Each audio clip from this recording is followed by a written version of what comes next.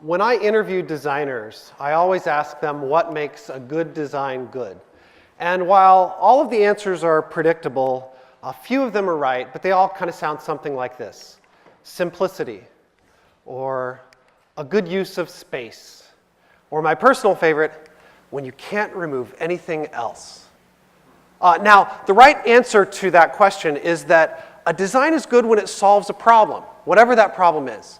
Conversion, usability, feedback, engagement. A good design solves that problem. So in that sense, being a great designer is about being a great communicator. And I would say that there are three things really that you need to make you and your designs more successful, if I can use that term to describe how we design things. Okay? The first is that it solves a problem, which I've already mentioned. Okay?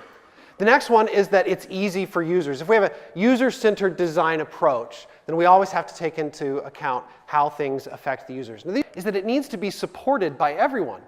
Everyone on your team, in the organization, your stakeholders, your clients, whoever it is that has influence over your project. You need to build the momentum and get the trust and support of them so that you can move on to the next thing. In fact, I would even go so far to say that UX has gone mainstream within the organization. More people than ever before are involved in the process. Product managers, business development, developers, CEOs and executives who previously had no interest in design are now intimately involved in the process. And so we have to be able to convince these people that our designs are based on a rational explanation, that it's not just pretty pictures, and that they need to trust us with the solutions that we're able to provide. The problem is that so many designers create things based just exclusively on their intuition.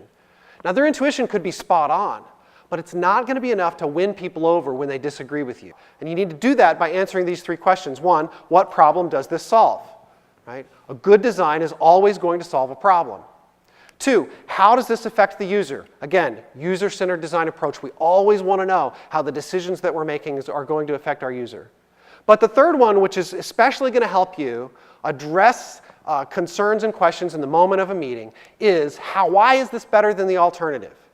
Now, implicit in this question is that you know what the alternatives are, you have tried them or at least considered them, and you're prepared to defend and explain why your choice is better than those alternatives. The first one is to let them talk as long as they want without interrupting them. It is so tempting when they say something, especially if you disagree, to want to jump in and interject. Oh, no, by the way, it was actually supposed to be this, or no, we agreed on that. Let them talk without interrupting.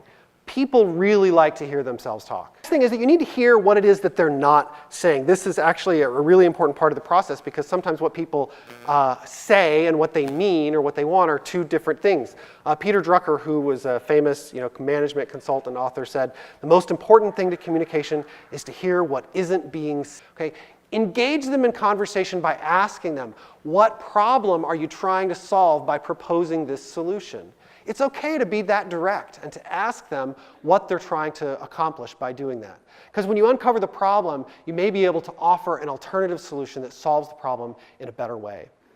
And then finally, always ask them for examples if it's unclear to you what it is that they're trying to propose. People almost always have an app that they use and they really love how it works, and so they want their app to look like that, right? Now, that doesn't mean that you have to do it just because Facebook does it that way. But it does mean that it'll give you a frame of reference to help you understand how they see the application and what they think a good solution is. The first is to give up control. If you're familiar with the 12-step programs that help people overcome addiction, then this adage, I think, is true here too for us. The first step to recovery is admitting that you're not in control. Always lead with a yes. Now, leading with a yes means to take a posture of agreement with them, to positively reinforce that you understand their suggestion, you understand where they're coming from, and you guys are on the same team in building this product. Right? In that case, leading with a yes might sound like, I completely agree with you that we need to reconsider the placement of this UI control. Right? I'm not saying that I think their solution is the best. I'm saying that I agree that there's a problem here that needs to be addressed, and that still gives me the opportunity to convince them that my original solution could have still been right. Next, Don't say from a design perspective, because that's just a bullshit way of saying from my perspective, right? And we're terrible about this. It's like I'm trying to one-up you with my expertise in design. Well, you couldn't possibly understand why we made this decision because from a design perspective, right? We need to find a better way of saying that because you're only going to make the other person feel dumb and they'll get defensive and they're not going to agree with you. Okay? Remember, research only informs our decision. It doesn't make the decision for us. So use it to your advantage when it's appropriate, but it is not the end-all be-all of all design decisions. What problem am I trying to solve?